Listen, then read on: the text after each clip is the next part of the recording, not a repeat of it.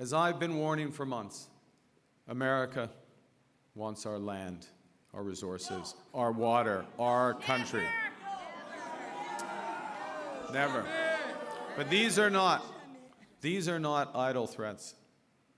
President Trump is trying to break us so that America can own us. That will never ever happen. We are once again at one of those hinge moments of history. Our old relationship with the United States, a relationship based on steadily increasing integration, is over. The system of open global trade, anchored by the United States, a system that Canada has relied on since the Second World War, a system that, while not perfect, has helped deliver prosperity for a country for decades, is over. These are tragedies, but it's also our new reality. We are over the shock of the American betrayal, but we should never forget the lessons. But you're going to take us forward. We have to look out for ourselves, and above all, we have to take care of each other. And my message to every Canadian is this: no matter where you live, no matter what language you speak, no matter how you voted, I will always do my best to represent everyone who calls Canada home.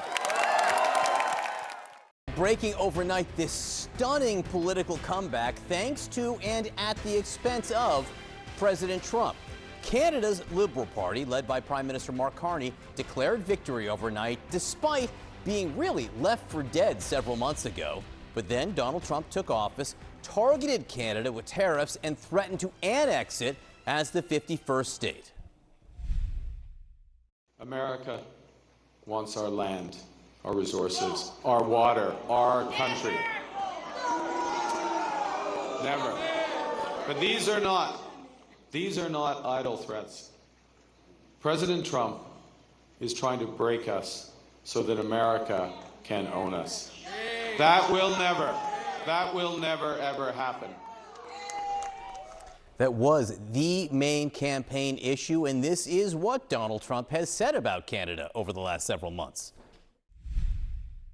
And we can't let them take advantage of the U.S. What I'd like to see, Canada become our 51st state. Canada only works as a state. We don't need anything they have.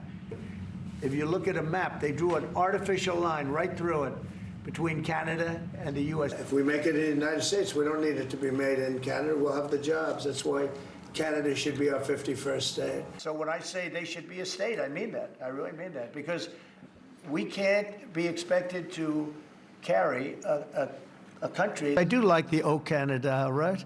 It's a beautiful thing. I think we're going to have to keep it for the 51st state. I call him Governor Trudeau. All right, how decisive was President Trump in the Canadian election? Our friend Jonathan Martin at Politico heard from Republican Congressman Don Bacon overnight. Yes, Republican Congressman. Bacon told him, quote, "The Liberals in Canada were losing big until our president kept mocking Canadians, our neighbors and close friends. He made Canadian Liberals great again." Let's get right to CNN's Paula Newton in Ottawa for this really election stunner. 4 months ago, no one would have predicted this. And good morning, John. In fact, Donald Trump's first 100 days consequential here in Canada. John, this was so history-making that when you speak to pollsters, they talk about not having seen this kind of party resurrection in modern political history in almost any democracy around the world. Think about that. And that was because the man, Prime Minister Mark Carney, met the moment with what? His resume. He's not exactly the most charismatic campaigner, but Canadians put their faith in him in order to bargain, to negotiate with Donald Trump. And I want to talk about something else as well, something that will reverberate in many different countries right now going forward as they all face the Trump administration. Mark Carney harnessed that anger, that betrayal that Canadians felt every time the president spoke about a 51st state or Governor Trudeau, which of course was the man that Mark Carney took over from. He harnessed that. He stiffens spines, he talks about sacrifice, and he's getting Canadians ready for what will be a tough negotiation with the president. Listen. When I sit down with President Trump, it will be to discuss the future economic and security relationship between two sovereign nations. And it will be with our full knowledge that we have many, many other options than the United States to build prosperity for all Canadians. Mark Carney calling this a hinge moment, right? That pivot, which he intends to execute now that he is Prime Minister. John, I want to make clear this was a close election in terms of the popular vote. Canada really splitting between the Liberals of Mark Carney and the Conservatives of Pierre Poilievre. That man did not manage to even win his seat just outside here in Ottawa. Some people called him too Trumpian, but he too is at historic highs in the popular vote. What does all that mean? It means Canada itself, stop me when this sounds familiar, is really leaning on two-party politics. They want strong leaders to face the kind of threat that is coming from the White House. And right now, Mark Carney says he is getting ready for negotiations, using the word, again, John, of sacrifice, preparing Canadians for what's to come. John? Really could have ripple effects all around the world in terms of what Donald Trump is trying to do. Paula Newton, great to see you this morning. Thank you very much. So let's get more on the Canadian election now from Professor Michael Keating, Emeritus Professor of Politics at the University of Aberdeen and Honorary Professor at the University of Edinburgh. Appreciate you joining us. So Canada's Liberal Party is projected to win the federal election led by Mark Carney in a stunning political comeback. Votes are still being counted, but how do you expect this to land in the end? It's not clear whether Carney will get an absolute majority, but he will certainly form the next government because he's the biggest party. They're ahead in the popular vote. If he doesn't get a majority, he'll have to seek support from the smaller parties, most likely the New Democratic Party, which is a centre-left party, which has been doing very badly, but they may pick up half a dozen seats, and that might be critical to forming the next government. Now, in his victory speech, Carney asked, and I'm quoting here, "Who's ready to stand up for Canada with me?" How much of this Liberal Party win was due to the Trump factor with Donald Trump's trade war with Canada and, of course, his constant threats to make the country the 51st US state?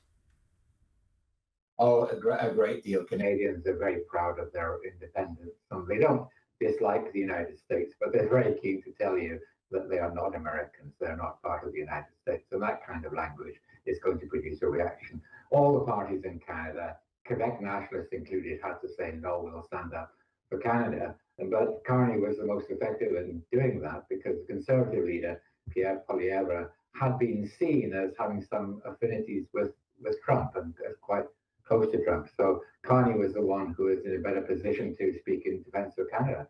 It should be said, however, the Conservative vote also went up. Both parties went up, and at the expense of the small parties. I mentioned the New Democratic Party. There's a Quebec Nationalist Party, the Bloc Québécois, who may get some seats in Parliament as well. So a win for Carney, but not an overwhelming win, because nevertheless it's remarkable because they were 25 points behind just a few months ago. I've never seen such a massive turnaround in such a short period of time in any democratic system. Yes, of course. And Mark Carney is a Harvard-educated economist with a master's degree and doctorate from Oxford University. He's also a former governor of the Bank of Canada and the Bank of England. So how will he likely take on Donald Trump and his tariffs? And how will he prevent a recession in Canada? Well, that's remarkable. He's an Oxford-educated banker. He's just the sort of people that the populists would target. That is quite remarkable. Hardly an ordinary man of the people. But nevertheless, he speaks with some authority. And at a time of uncertainty like this, people are looking for somebody who doesn't have political experience, but has a lot of credibility and has run two central banks. The challenges facing the country are enormous.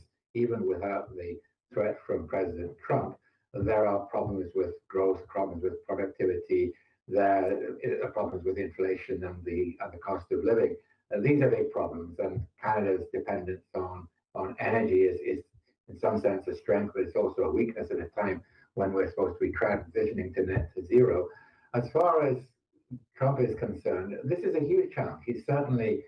Carney has certainly been able to speak up for Canada and to criticize Trump very frankly in a way that some other leaders, such as the British leader, have not been able to. But he's got to deal with the United States. The United States takes 85% of Canada's trade. There's got to be some kind of deal. Otherwise, the economic consequences for Canada could be quite devastating. Michael Keating, thank you so much for joining us. Appreciate it.